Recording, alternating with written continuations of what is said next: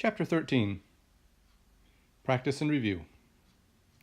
Consule se nec tecum nec cum illis aliis jungebant. First of all, we can get the subject and the verb. Consules jugebant. The consuls in the BA indicates imperfect. The consuls used to join. We have here this nec tecum nec cum illis aliis phrase. Nec equals neither nor. Neither with you nor with those others. What did they use to join? What's the direct object? Say. And this is your reflexive. So it refers back to consuls. The consuls used to join themselves neither with you nor with those others. I'd like to point out this use of cum and te. Cum illiis aliis is fine. However, when you join it with a personal pronoun like me or te, you say me cum or te cum. So that's this sentence illustrates that difference. Number 2, totus populus Romanus libertatem ammisit. Totus populus Romanus, subject is populus, totus modifies it, and Romanus modifies it. The people lost. How would you know this is lost? By your vocabulary. Ammitto, mittere, misi, misum.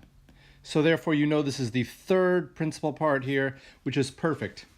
And in this case, it's third person singular, present, perfect, indicative.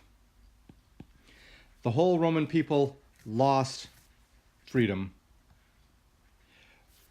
Number 3, rex malus, enim me ipsum capere numquam potuit.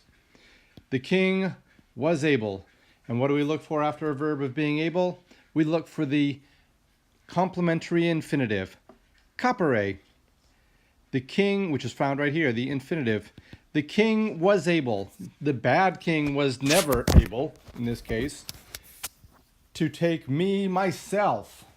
The ipsum in this case is the emphatic, the intensive form of ipse.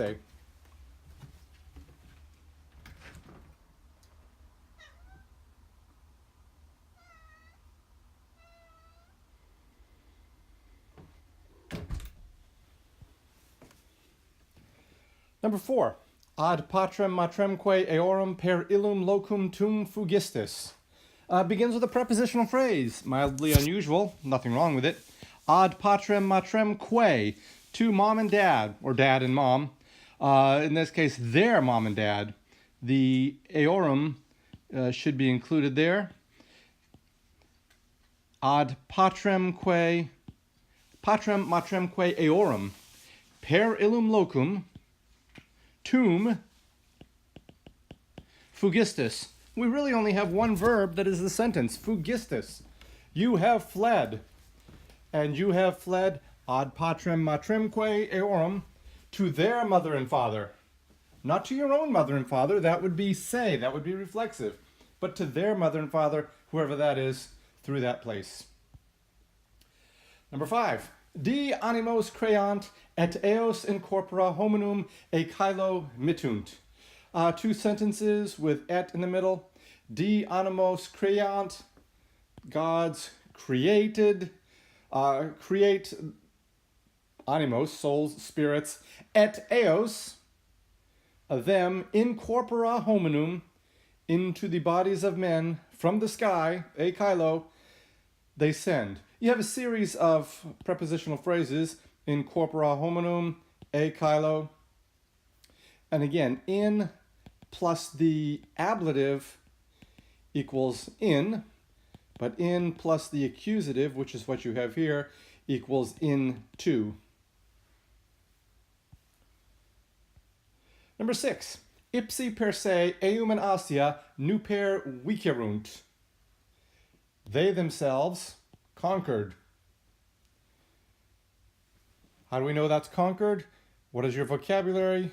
Winco, winkere, wiki, weektum. They themselves, per se, by themselves, conquered him. This is your accusative singular masculine in Asia, and this is the adverb which means recently.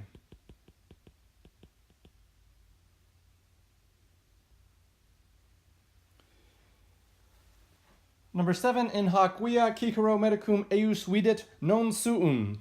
Starts off with a preposition, in hac via. On this road, Cicero vidit. What tense is vidit? Think of your vocabulary. Video, videre, vidi, visum. So it's formed from the third principal part, so therefore this is a present system, and in this case it's the present perfect, third singular, present perfect, active, indicative. On this road, Cicero has seen, or the simple past tense, saw his doctor, the doctor of him. Eius is most often translated his, could be hers, his or hers in this case, but it is a form of is, ea, id. And then the author of this sentence feels compelled to address non suum, not his own.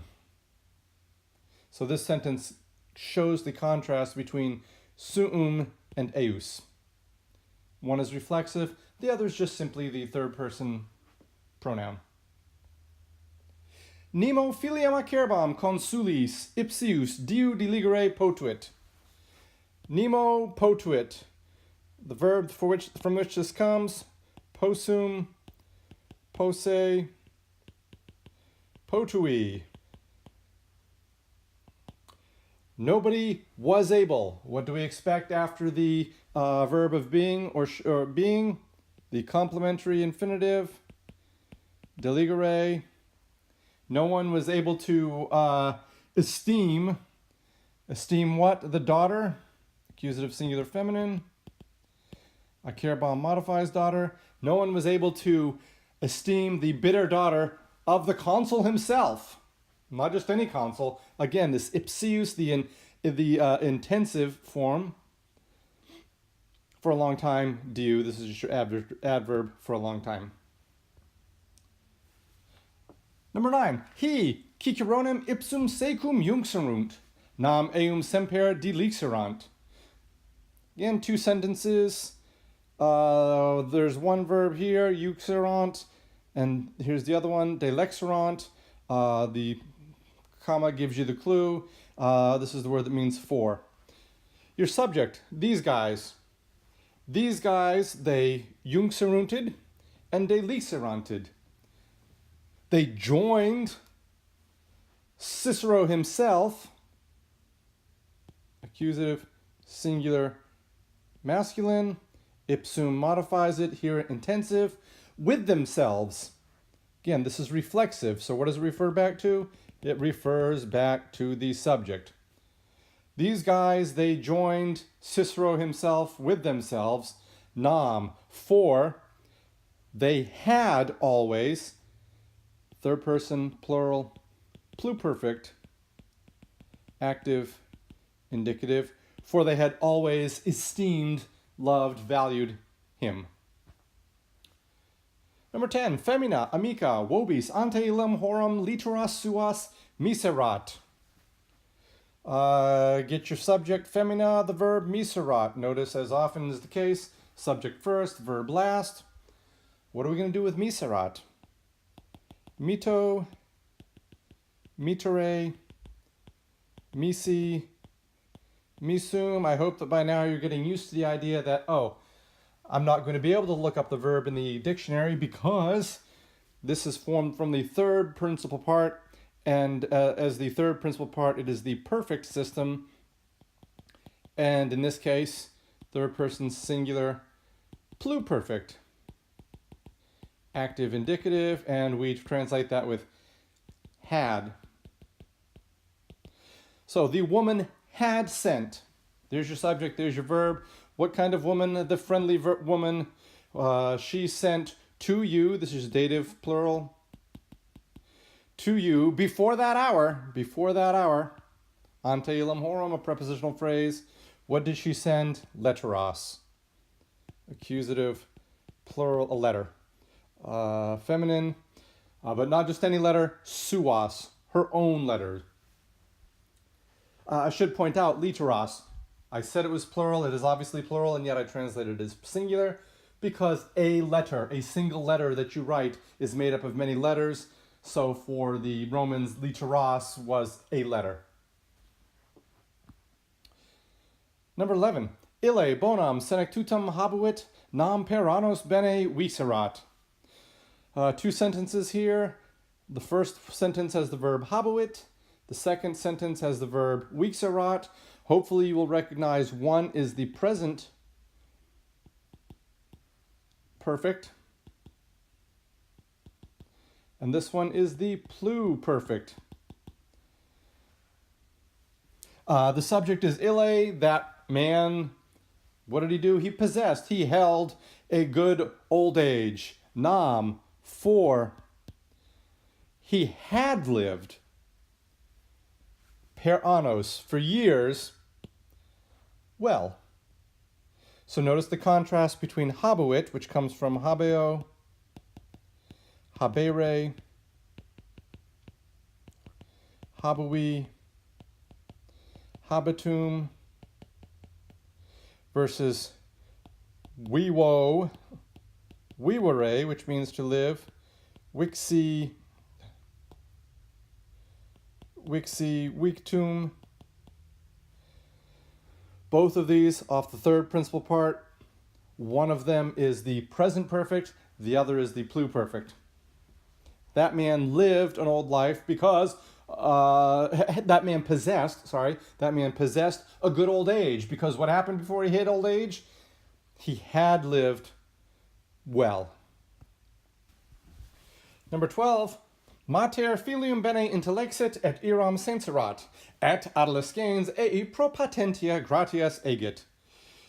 Two sentences here, comma there. Mater is the subject of the first one, and she did two things. She intellexited et she senserated.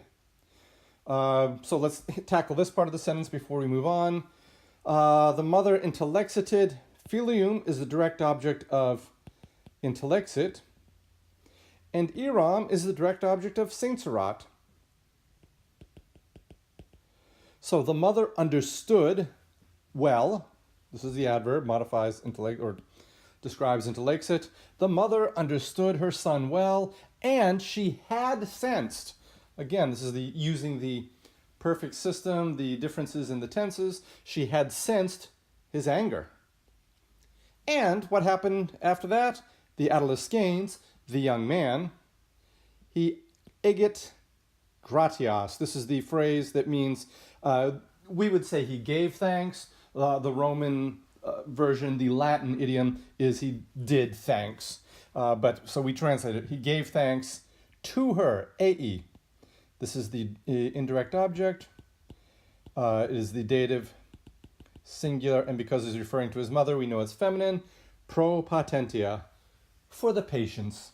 So the mother understood her son well, and she had recognized and she had sensed his anger. And the young man thanked her for the patience. 13. Me cum istes et capite eorum non jungam, nec tu autem te eis cum jungere debes. Somewhat of a complicated sentence. Me starts right out. We know this is not the subject because it's either accusative or ablative. I'm banking on it because I've read the whole sentence being accusative. Here's your verb. Jungam. What does it come from? Jungo, jungere.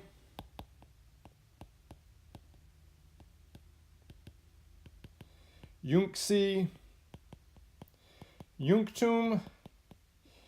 And so the am, where do you get your am? In the future tense, and only in the first person singular.